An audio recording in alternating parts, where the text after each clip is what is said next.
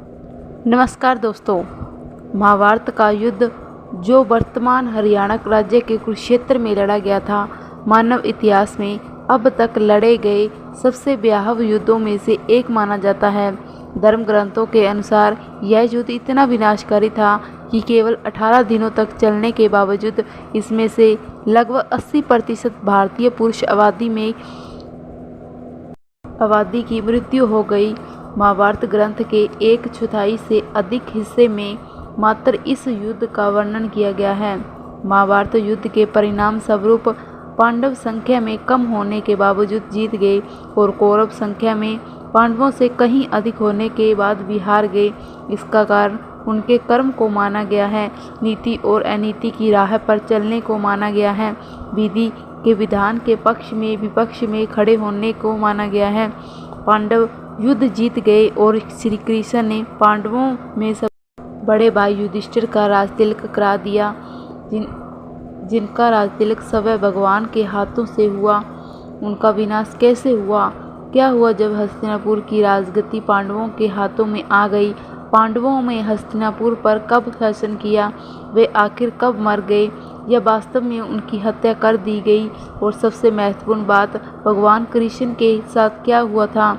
ऐसे कई सवाल मन में उठते हैं। यहाँ उन सवालों के उत्तर देने का प्रयास किया गया है। कुरुक्षेत्र का युद्ध जीतने के बाद पांडवों को हस्तिनापुर का शासन मिला, युधिष्ठिर को हस्तिनापुर का महाराज बनाया गया। लेकिन दूसरी तरफ गांधारी एक दुखी स्तर महिला के रूप में विलाप कर रही थी, अपने 100 पुत्रों की मृत्यु का शोक मना रही थी।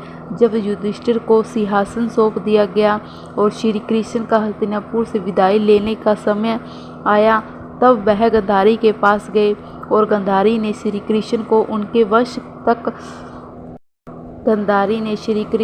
उनके वंश का अंत हो जाने का शाप दिया। जानकारी के अनुसार महाभारत के बाद हस्तिनापुर पर पांडवों ने 36 वर्षों तक शासन किया। इस बीच गांधारी का शाप अपना असर दिखाने लगा और श्री कृष्ण की नगरी द्वारिका में एक अशुभ घटना घटी। वहां एक उत्सव के दौरान सभी यदुवंशी आपस में लड़ने लगे और एक दूसरे की हत्या करने लगे। वह घटना सोमनाथ के समीप प्रवास के क्षेत्र में घटी। उधर प्रवास के क्षेत्र में यदुवंशियों के एक दूसरे को मार डालने के बाद पहले बलराम जी अपने लोक को वापस चले गए। इसके बाद श्री कृष्ण वहीं प्रवास के क्षेत्र में एकांत में रहने लगे। एक दिन वह ध्यानावस्था में एक वृक्ष के नीचे बैठे थे। तभी जरा नाम के एक शिकारी ने गलती से उनके पैर में तीर मार और श्री कृष्ण ने वह मानव देह त्याग दी। भगवान कृष्ण के वैकुंठ लौट जाने के बाद देव ऋषि वेदव्यास ने अर्जुन को बताया कि श्री कृष्ण और उनके भाइयों का जीवन समाप्त हो गया है। जानकारी के अनुसार श्री कृष्ण जिस दिन वैकुंठ को लौट, उसी रात को 12 बजे कलयुग प्रारंभ हो गया। देववासी जी ने श्री कृष्ण के प्रयास की सूचना मिलने पर युधिष्ठिर अपने प्रपोत परीक्षित का राजतिलक करते हैं। फिर अपने सभी भाइयों और द्रौपदी के साथ हिमालय से वह स्वर्ग चले जाते हैं और इस यात्रा में कृष्ण एक कुत्ते के रूप में गए। यमदेव उनका मार्गदर्शन करते हो। जैसे जैसे सभी पांडव हिमालय पर ऊपर की तरफ चढ़ते हैं, वे एक एक करके गिरने लगते हैं और उनकी आत्मा उनका शरीर छोड़ने लगती है।